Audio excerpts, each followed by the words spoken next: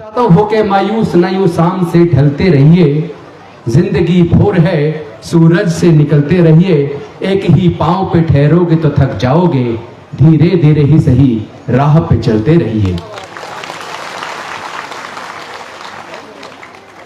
आज हमें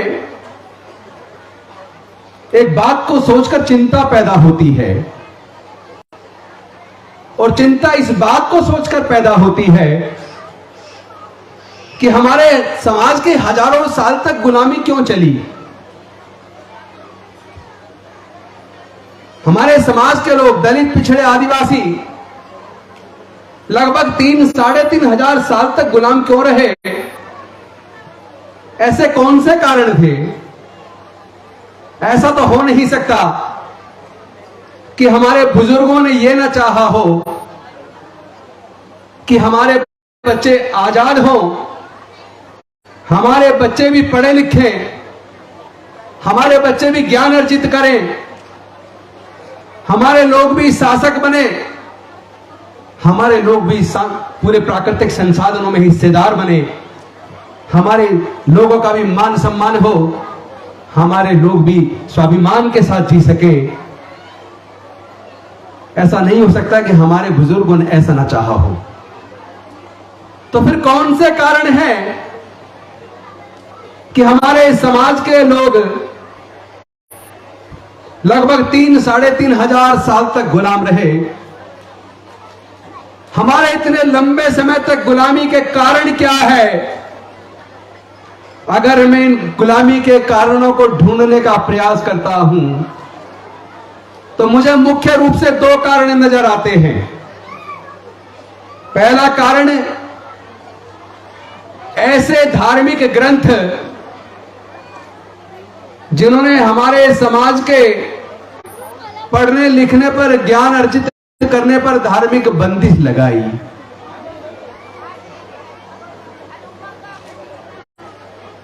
और इसके साथ साथ संपत्ति अर्जित करने पर, मानवता का दर्जा प्राप्त करने पर बंदिश लगाई, जिसकी वजह से हमारे लोग पढ़ नहीं पाए।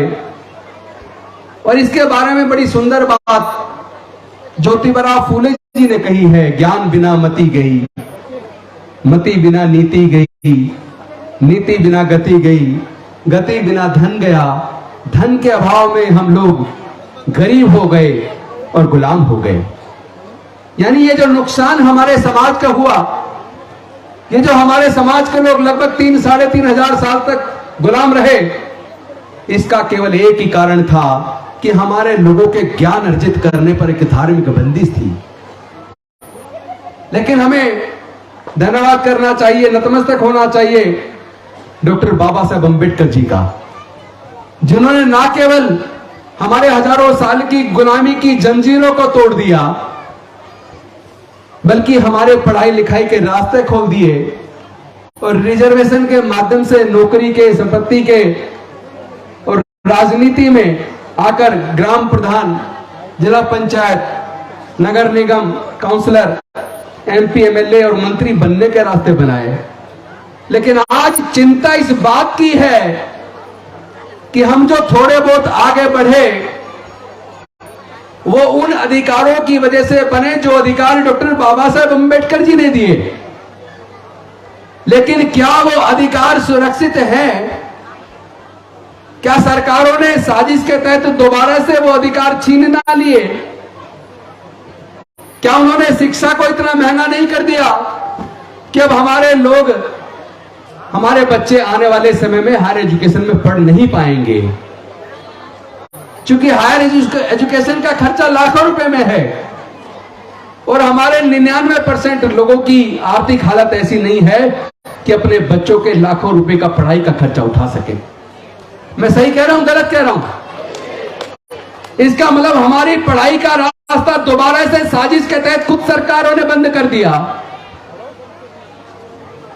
हमारे एक समाज के महान नेता मानवर कांसीराम साहब ने कहा था, जिसकी जितनी संख्या भारी उसकी उतनी हिस्सेदारी। और अभी हमारी बेटियां ने अपने भाषण में कहा, जिसकी जितनी थैली भारी उसकी उतनी हिस्सेदारी। ये बात आज सच साबित हो रही है। सोच के देखो, जब भारत आजाद होने वाला था, डॉक्टर बाबा साहेब अंबेडकर संविधान लिख रहे थे। संविधान सभा के सामने जब यह प्रश्न आया कि अब अंग्रेज जाने वाले हैं, हमें अपनी सरकार चुननी है, तो सरकार चुनने के लिए वोट का अधिकार किसको मिलना चाहिए? संविधान सभा के ज्यादातर सदस्य ये चाहते थे कि जो इनकम टैक्स पेई हैं, ये जो बड़े जमींदार हैं, ये जो ग्रेजुएट हैं, केवल उनको वोट देने का अधिकार होना चाहिए।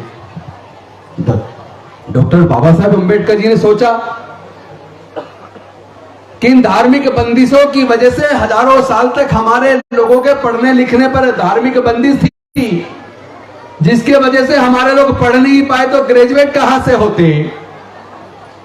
हमारे लोगों के व्यापार करने पर, संपत्ति रखने पर धार्मिक बंदिश थी, तो हमारे लोग व्यापारी कहां से होते? इनकम टैक्स पे ही कहां से बनते? जमींदार कैसे बनते?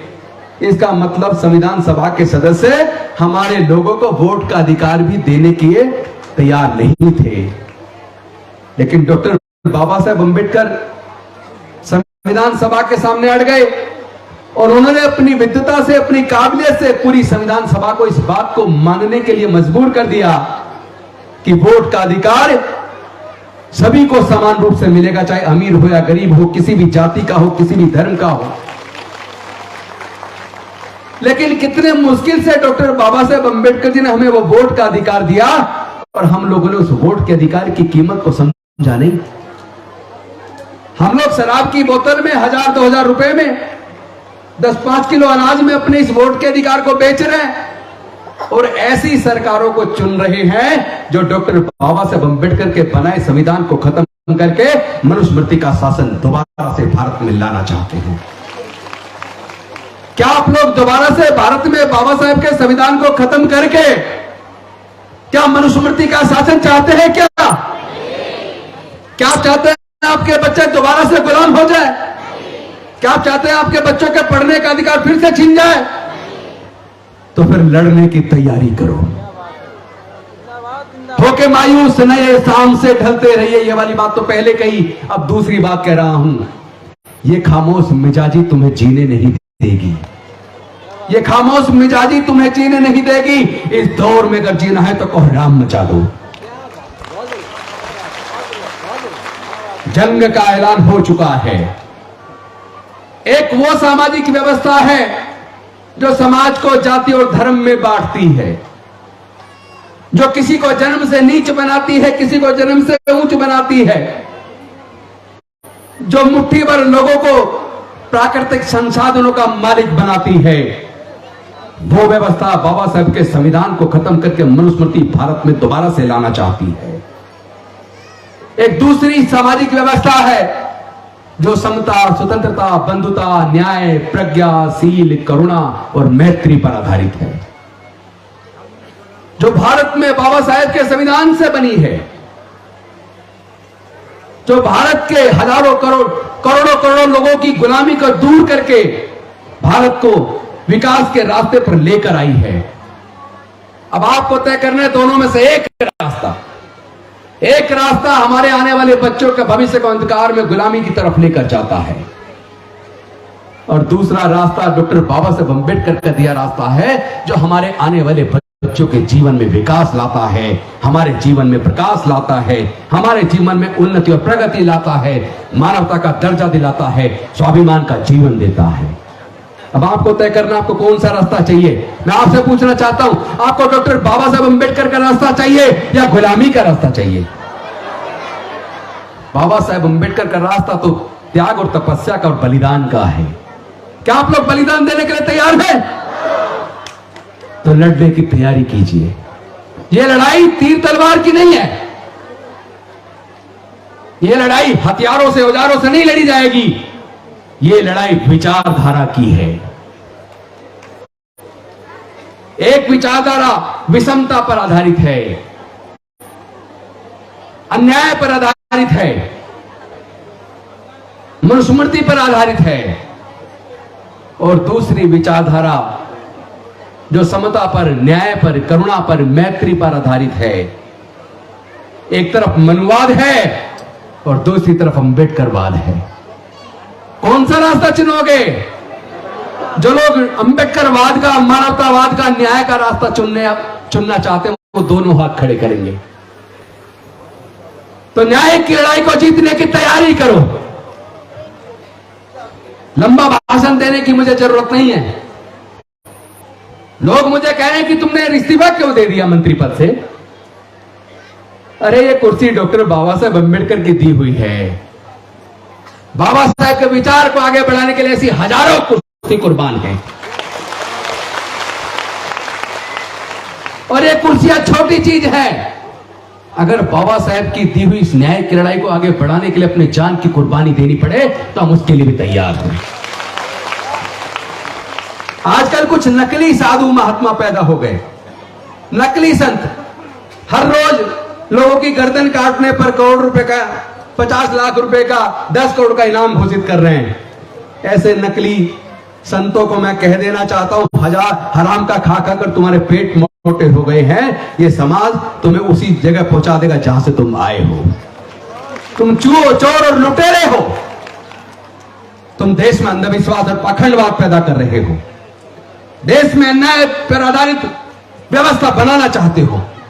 देश के संविधान को खत्म करना चाहते हो। अमानवीयता को दोबारा से भारत में लाना चाहते हो। प्रगति के रास्तों को बंद करना चाहते हो। भारत को फिर से अंधकार में ले जाना चाहते हो।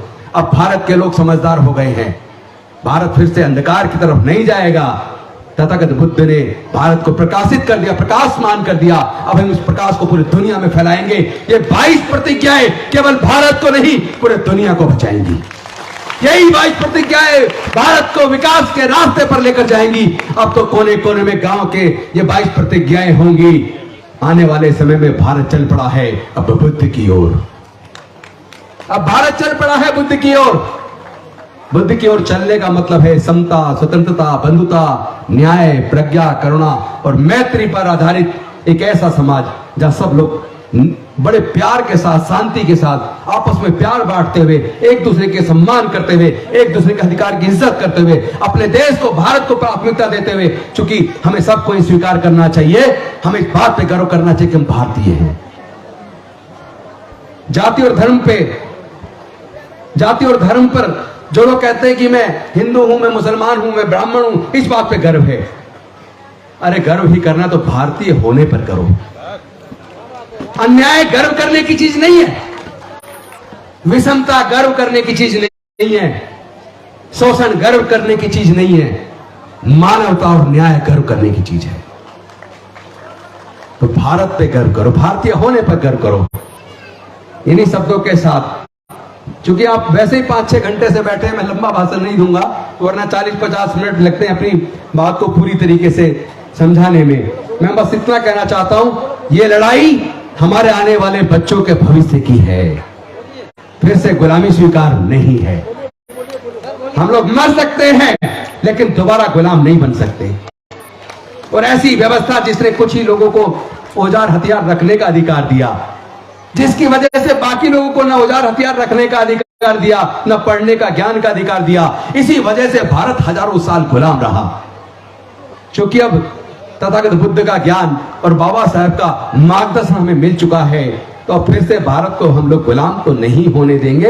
इसी संकल्प के साथ मैं अपनी वाणी को विराम देता हूं। बहुत बहुत धन्यवाद। जय भीम, जय भारत, नमो बुद्धाय।